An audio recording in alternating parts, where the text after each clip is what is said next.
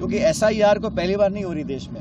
आप सब जानते हैं, जब पहले एसआईआर होता था हमें पता नहीं पड़ता था कौन बीएलओ है, कहाँ एसआईआर हो रही है, जानकारी नहीं होती थी। आप देखो, आप इतने सारे बीएलओ आत्महत्या कर रहे हैं 7 राज्यों में। ये दौरा महत्वपूर्ण इसलिए है क्योंकि निर्वाचन आयोग ने समय सीमा बांधी है कि 4 तारीख से पहले सारे फॉर्म भरने हैं। और हमने निर्वाचन आयोग को बोला था कि राजस्थान में चुनाव बहुत दिन बाद हैं, तो जल्दबाजी में करोड़ों लोगों के फार्म भरना, उनके दस्तावेज इकट्ठे करना, उनकी फोटो लगवाना समय लगता है।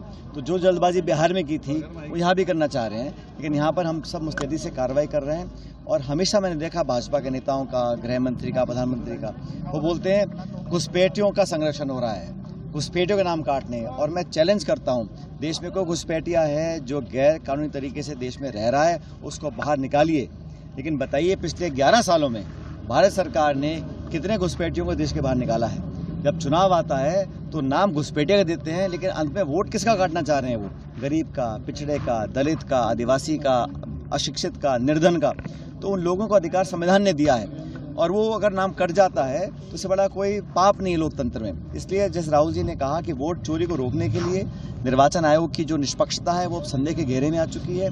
हम लोगों ने पूरा विधानसभा क्षेत्र और राजस्थान समेत बाकी प्रदेशों में भी मुस्तैदी से हम लोग अपना काम करें, ताकि कोई भी व्यक्ति जो 18 साल का है, जिसको वोट देने का अधिकार है, वंचित ना रह जाए। और मुझे पीड़ा होती है जब देखता हूँ कि लाखों के नाम कट रहे हैं। और नाम किसके कट रहे हैं? जिसको 2 दिन की रोटी नहीं है, जो गरीब है, असहाय है, उसमें इतनी क्षमता नहीं है, इतनी उसमें चेतना नहीं है कि अपने लिए संघर्ष कर सके। उसके लिए कांग्रेस पार्टी खड़ी है। मैं चाहूँगा कि निर्वाचन आयोग पारदर्शी तरीके से काम करे और विचारधारा, नेता, सरकार, पार्टी के दबाव में आकर कार्रवाई ना करे। जिनको इस संविधान के संरक्षण की जिम्मेदारी दी गई है, अगर वो प्रमाण के साथ निष्पक्ष दिखेंगे नहीं तो लोगों का विश्वास टूटेगा।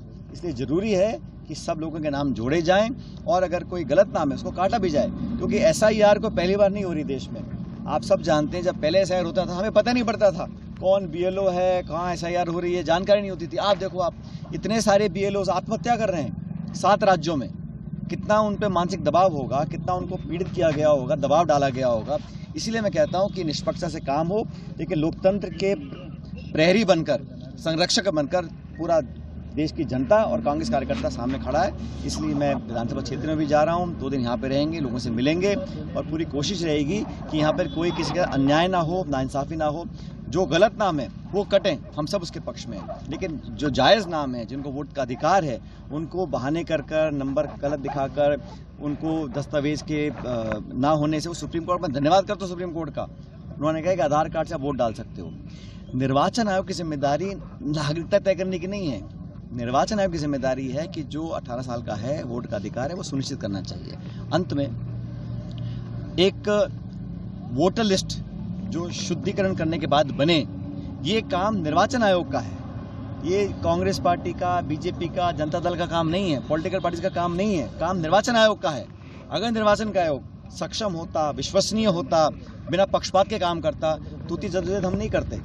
हमें कोई मज़ा नहीं आ रहा है यहाँ पर इतना मेहनत करवाने कार्यकर्ताओं से, क्योंकि क्रेडिबिलिटी का अभाव है, विश्वसनीयता नहीं है कि नाम जुड़ेंगे कि कटेंगे। आज भी जो नाम जुड़ रहे हैं, जब 9 तारीख को प्रकाशन होगा, पता नहीं किसका नाम काट दें। तो मापदंड जो तय किए गए हैं वो कहीं ना कहीं सत्ताधारी दल को लाभ दिलाने के लिए किए जा रहे हैं। ऐसा लोगों के मन में अविश्वास पैदा हुआ है। इसलिए मैं सबसे आग्रह करूंगा कि अपने नाम जुड़वाएं। कांग्रेस कार्यकर्ता सड़कों पर आकर, गाँव गली जाकर, मोहल्लों में जाकर सबके नाम जुड़वाने का काम कर रहे हैं।